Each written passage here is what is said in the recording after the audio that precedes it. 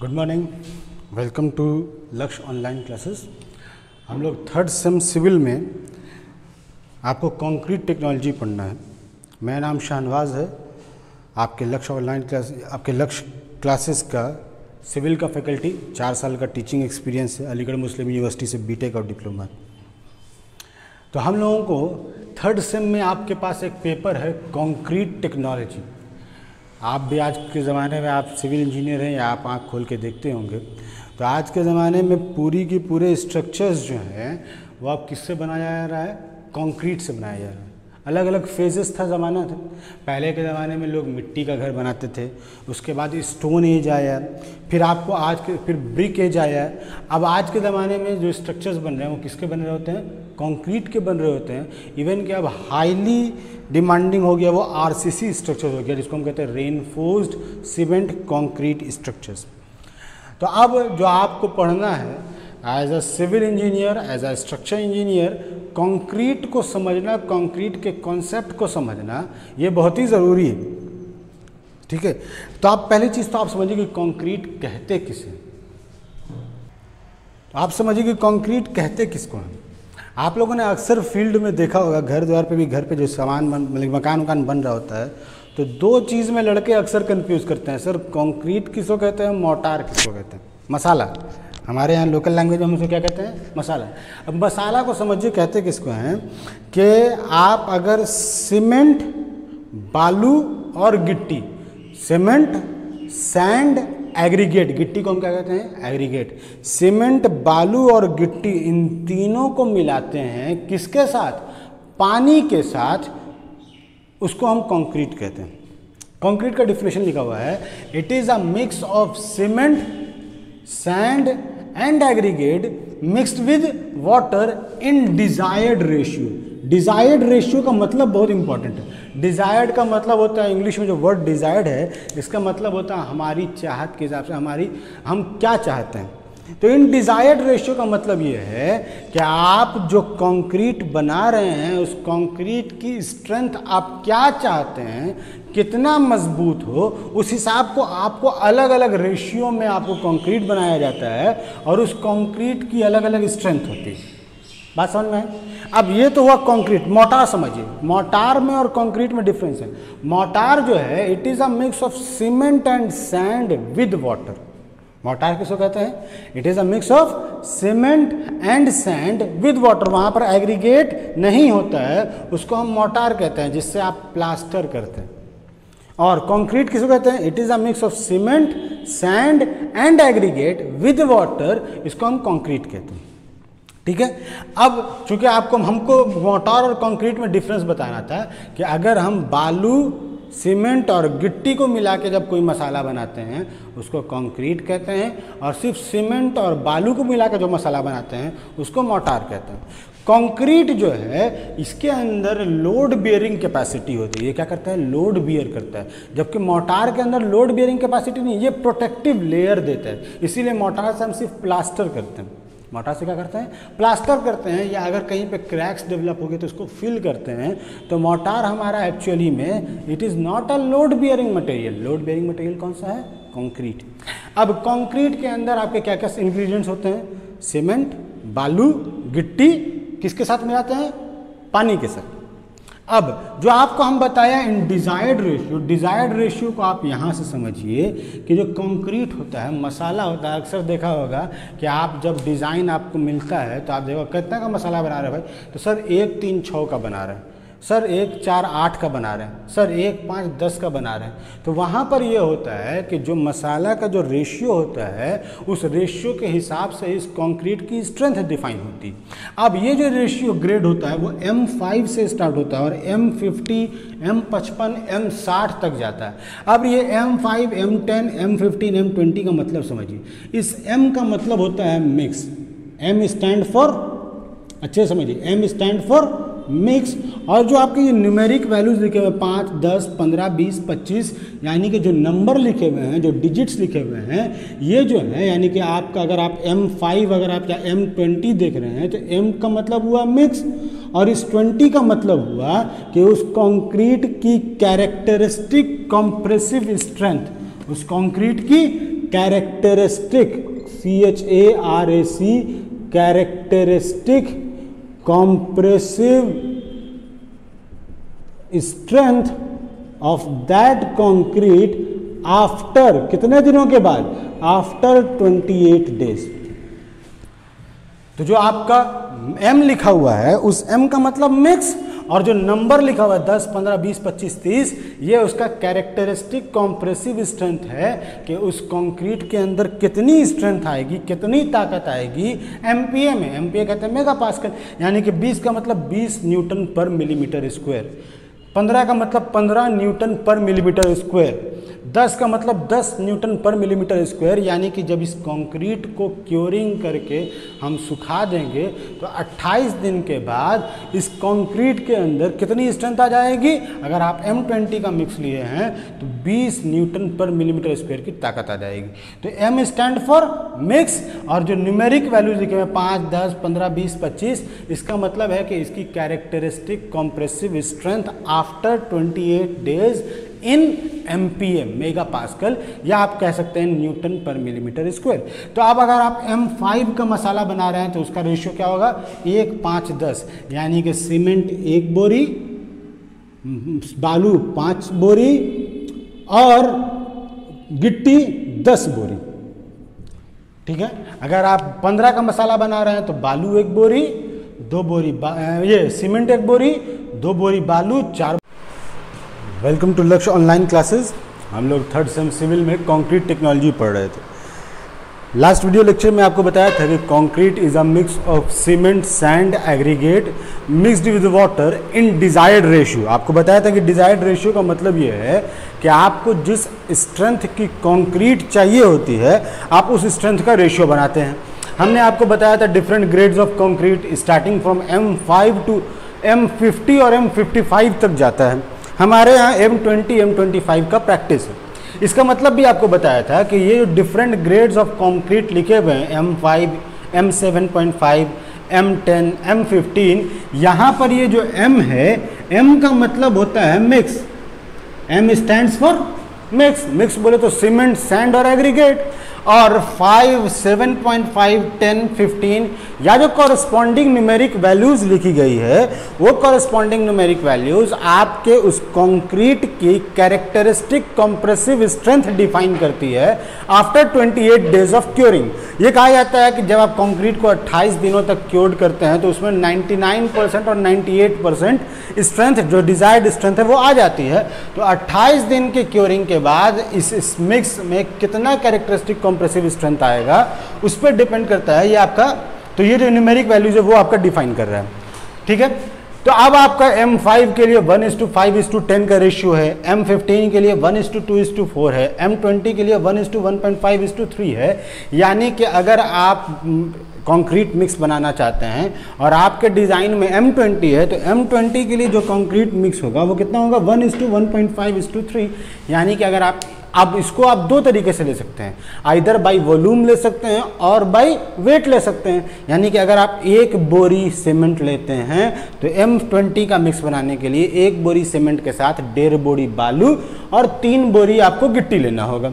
ठीक है, अगर आप M25 बना रहे हैं तो 1:1:2 का रेशियो, यानी कि 1 बोरी सीमेंट, 1 बोरी बालू और 2 बोरी गिट्टी लेना होगा। यानी कि याद रखिएगा, पहला सीमेंट, दूसरा सैंड, तीसरा एग्रीगेट, ये आपका रेशियो। क्लियर है यहाँ तक? अब इस चीज़ में एक और चीज़ ध्यान दीजिएगा, चूंकि आपको मैंने लिखाया था कंक्रीट का डिफिनेशन कि concrete is a mix of cement, sand, aggregate mixed with water in desired ratio. तो आप कहिए कि सर पानी का तो कहीं पर कोई डिफिनेशन है नहीं कि हमको पानी कितना मिलाना है। पानी मिलाने के लिए उसके लिए एक अलग टर्म होता है, that is called water cement ratio. क्या कहते हैं उसे? Water cement ratio. के अलग अलग ग्रेड ऑफ कंक्रीट के लिए हम अपना अलग अलग वाटर सीमेंट रेशियो लेते हैं। क्योंकि इस चीज़ का ध्यान रखिए कि कंक्रीट की एक प्रॉपर्टी होती है जिसको आगे आपको पढ़ना है, that is called workability. Workability का सिंपल मतलब ये समझिए कि हम कितनी आसानी से कंक्रीट को मिक्स कर सकते हैं, उसको प्लेस कर सकते हैं और उसको कॉम्पैक्ट कर सकते हैं। That defines the workability of concrete. मतलब ये है कि कंक्रीट को कितनी आसानी से इस पर हम काम कर सकते हैं।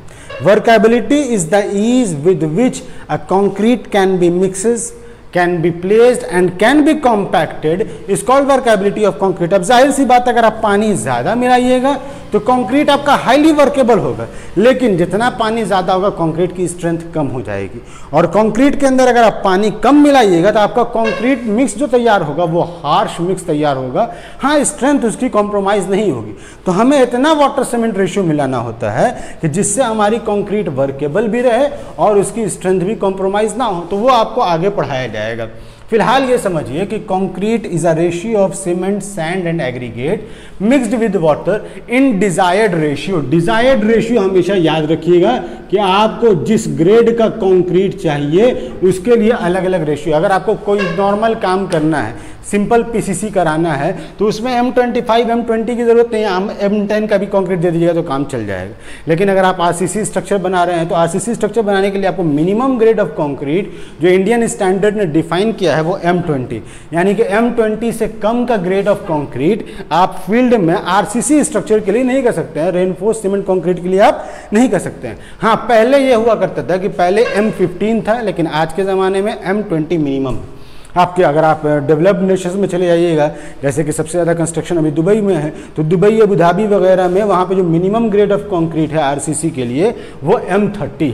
अगर आप जापान वगैरह में चले जाइए, जो सुपर स्ट्रक्चर बनाते हैं, हम लोग इंडिया में भी जैसे रेलवे स्लीपर्स बना रहे हैं या बड़े बड़े हेवी ब्रिजेस बना रहे हैं, तो वहाँ पर जो हम प्री स्ट्रेस्ड कंक्रीट बनाते हैं उसके लिए हम M35, M40, M45 grade of concrete तक के लिए जाते हैं। लेकिन वो सब कंक्रीट बहुत ही हाई एडवांस कंक्रीट होता है, बहुत ही स्ट्रेंथ वाला कंक्रीट होता है, हमें एज सच उतरने की ज़रूरत नहीं है।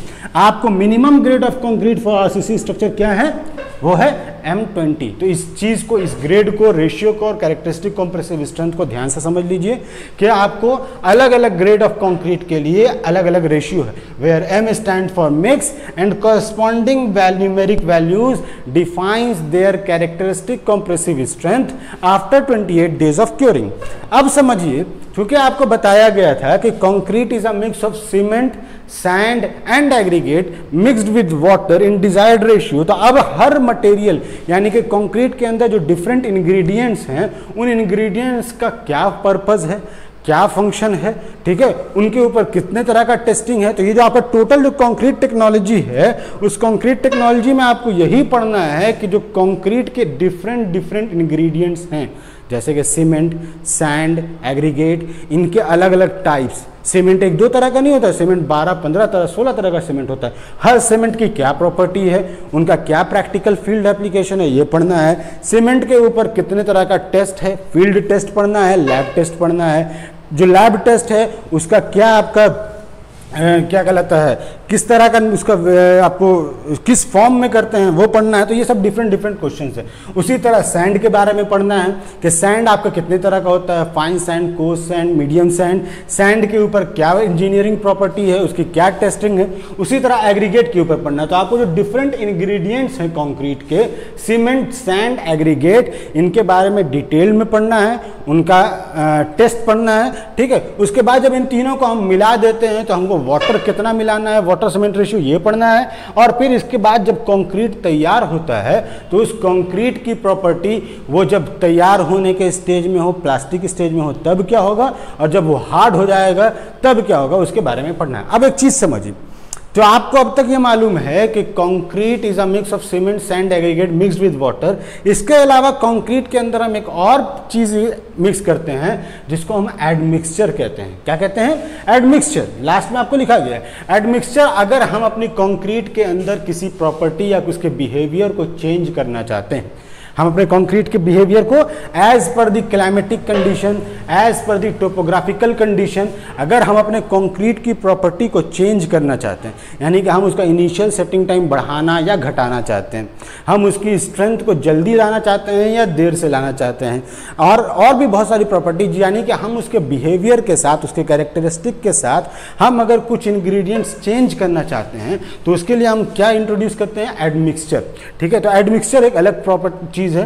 तो आपको बेसिकली कंक्रीट तीन चीज से मिलकर बनता है, सीमेंट, सैंड, एग्रीगेट। किसके साथ मिलकर बनता है? वाटर के साथ। और अगर आपको कंक्रीट की प्रॉपर्टी में कुछ एडिशनल प्रॉपर्टी ऐड करनी है या उसके कैरेक्टरिस्टिक के साथ थोड़ी देर के लिए एज पर दी टोपोग्राफिकल कंडीशन। जैसे कि फॉर एग्जांपल हमारे यहाँ इंडिया में टेम्परेचर बहुत ज़्यादा नहीं होता है, तो हमारे यहाँ इंडिया में अगर 30 मिनट इनिशियल सेटिंग टाइम मिल जा रहा है दैट इज़ इनफ। अगर आप दुबई में या सऊदी में या आप वैसी कंडीशन में काम कर रहे हैं जहाँ पर टेम्परेचर बहुत ज़्यादा है, बहुत हाई हेवी टेम्परेचर है, 45 डिग्री 48 डिग्री, वहाँ पर जैसे ही आप पानी मिलाते हैं कंक्रीट फौरन सूख जाता है, सारा का सारा पानी क्या होता है, इवेपोरेशन लॉस।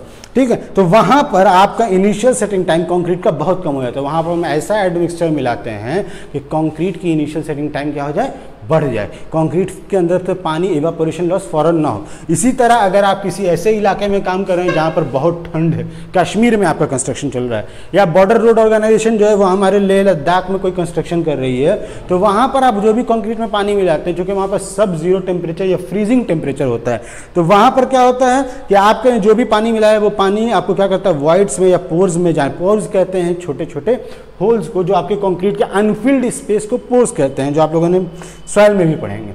तो वैसी जगह पर वो जो वाटर ड्रॉपलेट्स होते हैं, वो वाटर ड्रॉपलेट्स क्या होते हैं, फ्रीज हो जाते हैं। ठीक है, फिर जब वाटर ड्रॉपलेट्स फ्रीज हो जाते हैं तो इनका वॉल्यूम बढ़ता है, जिससे कंक्रीट के अंदर एक्सपेंशन या कंक्रीट के अंदर क्रैक्स डेवलप होते हैं। तो ऐसे अलग अलग टोपोग्राफिकल कंडीशन के हिसाब से, अलग अलग ज्योग्राफिकल एरिया के हिसाब से हम अगर अपने कंक्रीट के बिहेवियर और उसकी प्रॉपर्टी में कुछ चेंजिंग करना चाहते हैं तो हम वहाँ पर क्या मिलाते हैं, एडमिक्सचर मिलाते हैं। अब एक चीज़ देखिए कि कंक्रीट के अंदर 3 अलग अलग चीज़ें हैं, सीमेंट है, सैंड है, एग्रीगेट है। इन तीनों के बारे में ये समझिए कि सीमेंट जो है that is a binding material.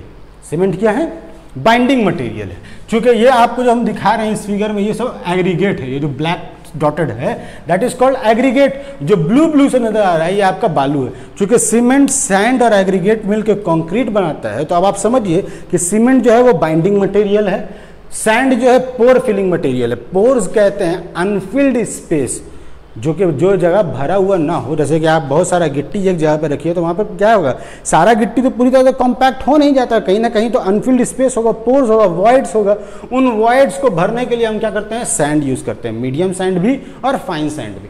और जो एग्रीगेट है that is load bearing material. तो याद रखिए कि सीमेंट क्या है, cement is a binding material, sand is a pore filling material and aggregate is a load bearing material. Aggregate ही क्या है, वो कंक्रीट के अंदर वो चीज है जो क्या करता है, लोड को बियर करता है। अगर आप एग्रीगेट हटा दें, सीमेंट सैंड को मिला के अगर आप वाटर के साथ कोई चीज बनाए, उसको मोर्टार कहते हैं। ये जो मोर्टार है ये लोड बियरिंग मटेरियल नहीं है। क्यों? क्योंकि उसके अंदर जो लोड बियरिंग चीज थी वो चीज आपने हटा दी, तो फिर मोर्टार सिर्फ सरफेस फिनिश के काम आता है, सिर्फ प्लास्टर के काम आता है। आपको पहले लेक्चर में ऑलरेडी बताया है कि कंक्रीट और मोर्टार में डिफिनेशन क्या है। कंक्रीट जो है वो स्ट्रक्चर में लोड बियर करता है, जबकि मोर्टार जो है वो स्ट्रक्चर में सिर्फ और सिर्फ स्मूथ फिनिशिंग देने के लिए या प्लास्टर करने के काम आता है, या अगर कहीं पर कोई क्रैक्स डेवलप हो जाए तो उन क्रैक्स को फिल करने के काम आता है। तो mortar is a mix of cement plus sand with water, जबकि concrete is a mix of cement, sand, aggregate with water.